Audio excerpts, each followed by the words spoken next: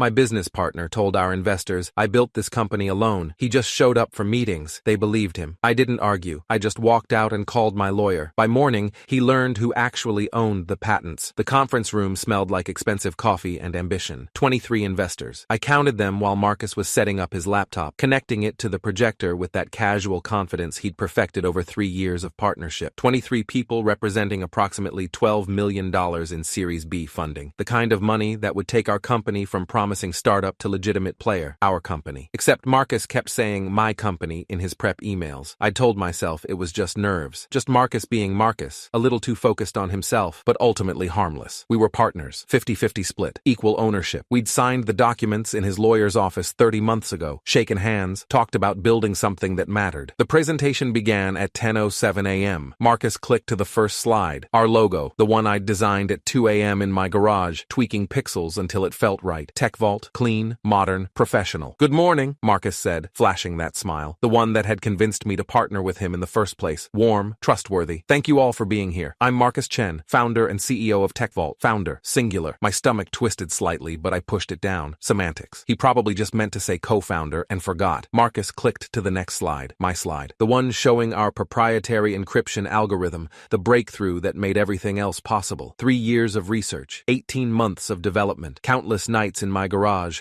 coding until my eyes burned and my hands cramped. This is what makes Tech Vault special, Marcus said. Military-grade encryption that's actually user-friendly. I spent 2 years developing this algorithm. Most encryption is either secure or accessible, never both. I solved that problem.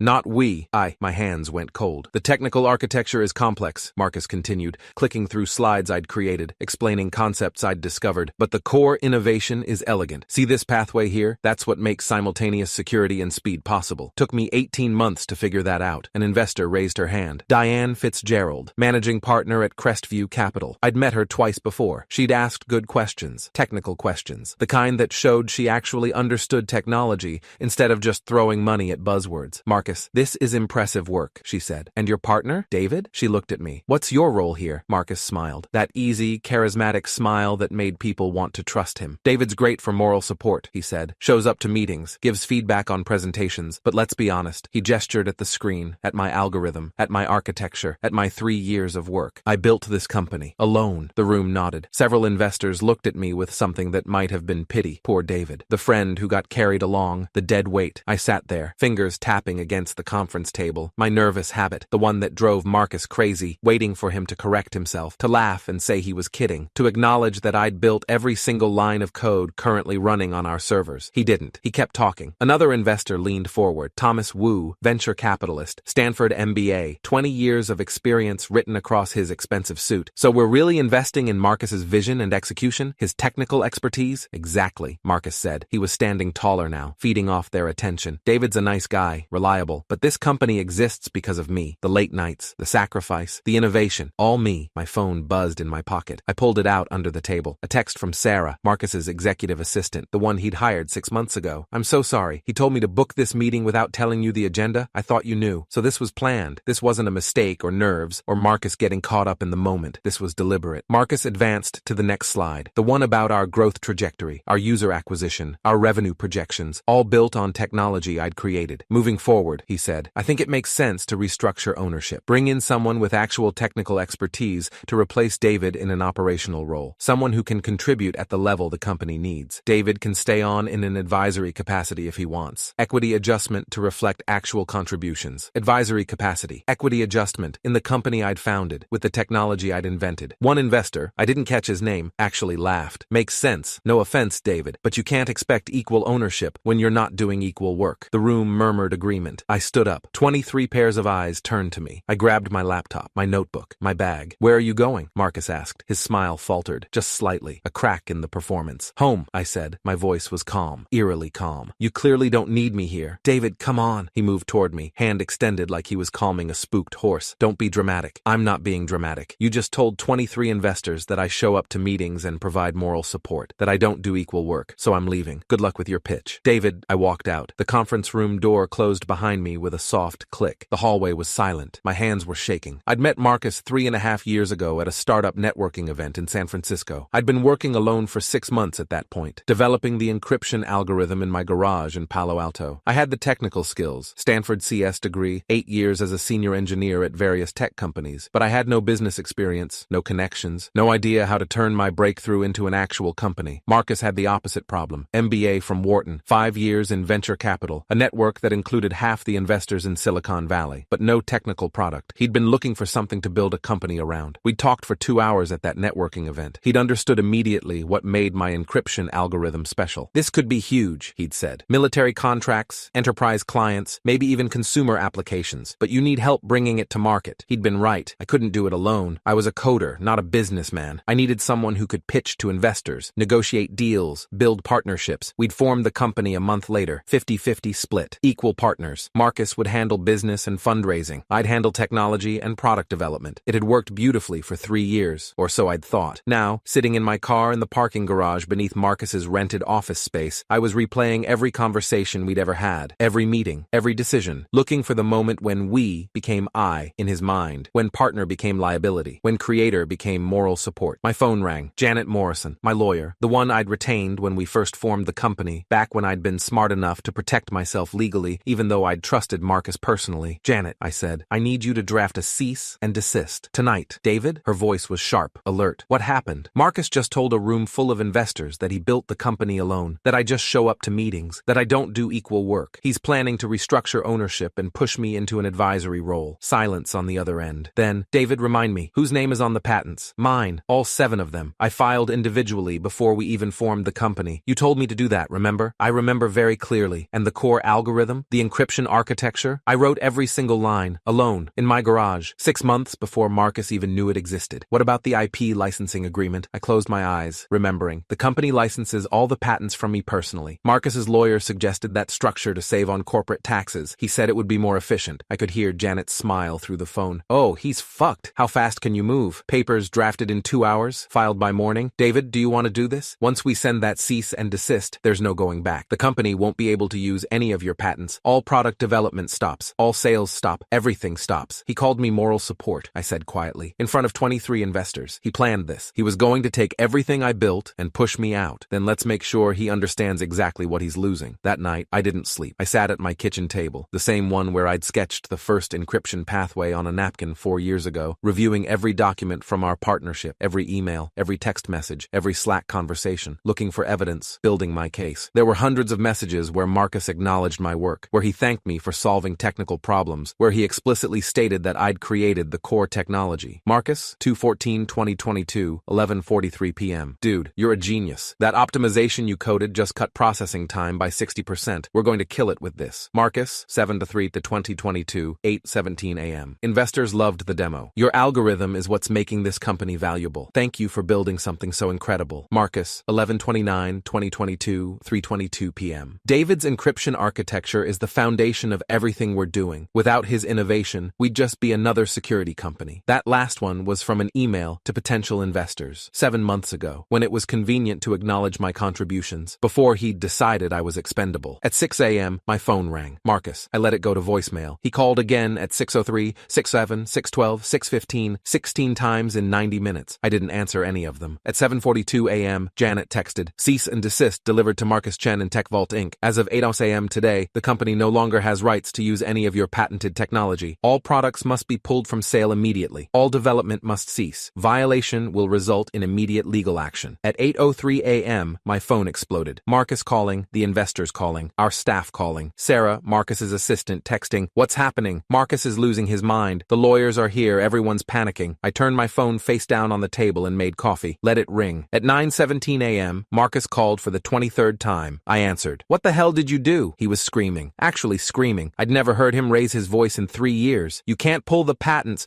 You'll destroy the company. Your company, I said calmly. The one you built alone. Remember? David. I didn't mean it like that. Yes, you did. You said it in front of 23 investors. You planned the whole thing. You were going to restructure ownership and push me out. Sarah told me you deliberately didn't tell me the meeting agenda. Silence. The kind of silence that confirms everything. I want to renegotiate, he said finally. His voice was different now, smaller, desperate. We can fix this. No, David, please. The investors are furious. If we can't ship product, if we can't develop new features, the deal is dead. The company is dead. Sounds like a you problem. I'm your partner. No, I said. You said I just show up to meetings. You said I provide moral support. Partners don't say that. Partners don't plan to restructure each other out of their their own company. What do you want? His voice cracked. More equity? Voting control? My resignation? Name it. Anything. Just give us back the patent license. I took a sip of coffee. It was good coffee. Ethiopian blend. I'd bought it with revenue from the company, from products built on my technology. I want you to call every single one of those investors, I said, and tell them the truth. Done. I'll do it right now. I'll send emails. Not emails. A conference call. Today, with all 23 investors, and me on the line, listening. Fine. Yes. Anything. You're going to tell them that you lied yesterday, that I created the core technology, that I wrote every line of code, that I own all the patents, that without me, there is no tech vault. I'll do it. I swear. And then, I continued, I want you to resign as CEO, give up your shares, sign a document admitting you deliberately misrepresented contributions to attempt to defraud me out of my ownership stake. And then, you walk away from the company I built. The silence stretched so long, I thought he'd hung up. That's insane, he finally whispered. I'll be ruined. My reputation, my career, everything. You tried to ruin me first, I said. The difference is, I actually built something worth ruining. I'll fight you in court. Go ahead. I set down my coffee mug. I have 7 patents in my name. I have the original code repository showing every commit was made by me. I have hundreds of emails and messages where you acknowledged I created the technology. I have 23 witnesses from yesterday who heard you call me useless. You'll lose, Marcus, and it'll cost you everything you have left. His breathing was ragged. You're destroying everything we built. No, I said. I'm protecting everything I built from someone who tried to steal it. I hung up. The conference call happened at 2 p.m. Janet had drafted the parameters. All 23 investors. Marcus, me, Janet. Marcus's lawyer, a guy named Brad something who sounded like he wanted to be anywhere else. Marcus's voice shook as he spoke. I'd never heard him sound weak before, uncertain. It was almost satisfying. Almost. I need to clarify some statements I made yesterday, he began. About the technology, about contributions, about who built TechVault. Silence on the line. 23 investors listening. The core encryption algorithm, the patented technology that makes our product possible, was created entirely by David Reeves, not me. David invented it, developed it, and filed the patents before we even formed the company. He paused, swallowed audibly. I misrepresented his contributions yesterday. I implied that I built the technology alone. That's not true. David built it. I provided business expertise and connections, but the actual innovation, the actual product, the actual value, that's all David. Diane Fitzgerald cut in. So yesterday was a lie? Yes, Marcus said quietly. Why would you lie about something like that? Thomas Wu's voice was ice. We're about to invest $12 million. We need accurate information about who actually creates value in this company. Silence. Because he was planning to force me out, I said, my first words on the call. He was going to restructure ownership to reduce my equity and bring in someone else. But there's a problem with that plan. I could feel them listening. The patents are in my name. The IP licensing agreement gives TechVault permission to use my technology, but that permission can be revoked. As of this morning, it was revoked. The company currently has no legal right to use the encryption algorithm that makes the product work. The line exploded. Multiple people trying to talk at once. Legal liability, due diligence disaster, completely misrepresented. Brad, Marcus's lawyer, tried to regain control. Ladies and gentlemen, we can resolve this. David is obviously upset, but we can renegotiate the licensing terms. No, I said. We can't. Because Marcus just admitted on a recorded line that he deliberately misrepresented contributions to investors. That's fraud, and I'm not renegotiating anything with someone who committed fraud. David, Diane said carefully, what would it take for you to restore the license? Marcus's resignation, full equity surrender, a signed confession, and a public statement to the press about what happened. You can't be serious, Brad said. I'm completely serious. Those are my terms. Thomas Wu spoke up. Marcus, is what David is saying true? Were you planning to restructure him out? Silence. Answer the question, Diane said. I thought, Marcus's voice was barely audible. I thought it would be better for the company if I had more control, if we brought in someone with deeper technical expertise. I wasn't trying to steal anything. You just wanted to take the company I built, I said, using technology I invented, and push me into an advisory role so you could take credit for my work. This call is over, Brad said abruptly. Marcus, don't say anything else. The damage is done, Janet said. We have everything on record. 23 witnesses, Marcus's admission of misrepresentation, David's clear ownership of the underlying IP. If TechVault wants to continue operating, it needs David's cooperation, and David's terms are non-negotiable. The call descended into chaos. Investors demanding emergency board meetings, Brad trying to threaten legal action, Marcus saying nothing, and me, sitting in my kitchen, listening to the company I'd built tear itself apart because the person I'd trusted decided I was expendable. Marcus resigned 3 days later, signed everything. The admission of fraud, the equity surrender, the public statement. He didn't have a choice. Without the patent license, TechVault couldn't operate. The investors had made it clear. Either Marcus left and I stayed, or they pulled their funding and sued everyone involved for fraud. Marcus chose survival. Barely. The press release went out on a Friday afternoon. Marcus Chen has resigned from TechVault Vault to pursue other opportunities. David Reeves, creator of the company's core technology and holder of all related patents, will assume the role of CEO. Other opportunities. That's what we called it when someone gets caught trying to steal their partner's company. The tech blogs picked up the story within hours, not the sanitized press release version, the real story. Someone leaked it. Maybe one of the investors. Maybe Sarah, Marcus's assistant, who'd been horrified by what he'd done. Tech Vault co-founder attempted to push out partner who owns all patents, read one headline. CEO resigns after admitting fraud to investors, read another. Marcus's reputation was destroyed in 48 hours. The venture capital community is small. Word travels fast. By Monday, he was unemployable. I should have felt satisfied, vindicated, triumphant. Instead, I just felt tired. 6 months later, I was sitting in the same conference room where Marcus had tried to erase me. Different investors this time. The Series B round had fallen apart after the Marcus situation. Too much drama, too much uncertainty, but we'd recovered, rebuilt trust, brought in new board members, hired a real executive team, and now we were closing a Series C round, $20 million, led by Diane Fitzgerald at Crestview Capital. I have one question, Diane said as we wrapped up the final details. Why didn't you stop him earlier? Marcus was clearly taking credit for your work for months, maybe years. Why let it get to that point? I thought about it. Because I trusted him, I said finally. I believed we were building something together. That partnership meant something. I thought if I just kept my head down and kept building, the work would speak for itself. But it didn't. No, he was rewriting the narrative, making himself the genius founder, making me the expendable friend who'd been carried along, and I didn't see it until he tried to make it official. Diane nodded slowly. What did you learn? That intellectual property is the only thing that matters, I said. Marcus had the connections, the charisma, the business skills, but I had the patents. That's what saved me. Smart, she said. Keeping the patents in your name before forming the company. A lot of founders don't think that far ahead. My lawyer insisted, I said. At the time, I thought it was paranoid, unnecessary. Marcus and I were partners. We trusted each other. But you listened to your lawyer anyway. Yeah, I listened. Because 3.5 years ago, when I'd been excited about partnership and building something meaningful and changing the world,